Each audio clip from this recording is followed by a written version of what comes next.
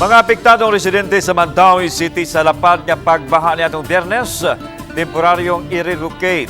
Ang detalye sa live report ni Nico Sereno. Nick.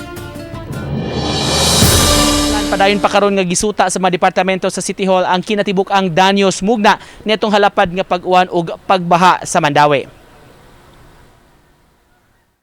Namakwit ang gatusan ka mga residente sa Mandaue City human na sinati ang halapad nga pagbaha niadtong Biyernes. Sa bana-bana sa City Social Welfare Office, moabot sa 500 ka pamilya ang na-evacuate sa lain-lain nga mga evacuation sites. Apan mas daghang residente ang apektado sa baha kay ang uban wala mamakwit.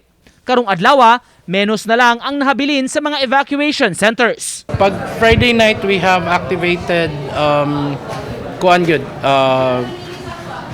6 evacuation centers. Sagad kanila, katong wala nagyoy kapuy-an kay nabanlas sa baha ang mga balay. Sa dato sa CSWS, 16 ka pamilya gikan sa barangay Kasuntingan ug 7 ka pamilya sa barangay Tingob ang nawad-an og balay. Plano sa syudad, ipabalhin sila sa temporary site sa karaan nga North Bus Terminal. Giandam pa ang dapit.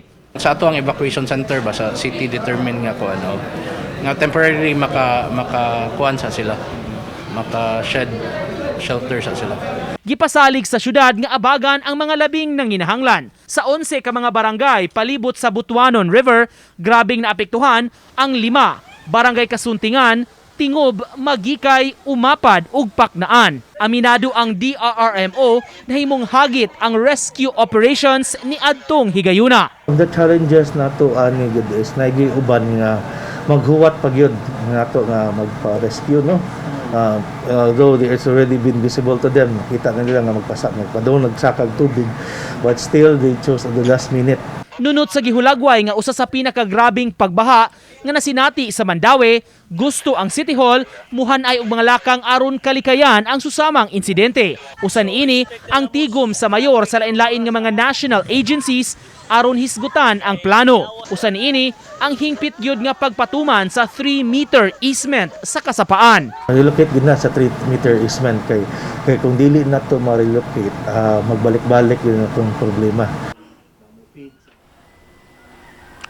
Padayon karon lan ang validation o verification ini mga naapektuhan. Ang uban sa mga mibakwit nga mga residente nagpabilin pa hantod kagayang buntag sa pipila ka mga evacuation sites, labi na katog yung nawad-an og panimay. Ang CDRMO muhingusog sab sa ilang information campaign labi na ni mga nagpuyo sa danger zones. Lan? Daghang salamat, Nico Sereno.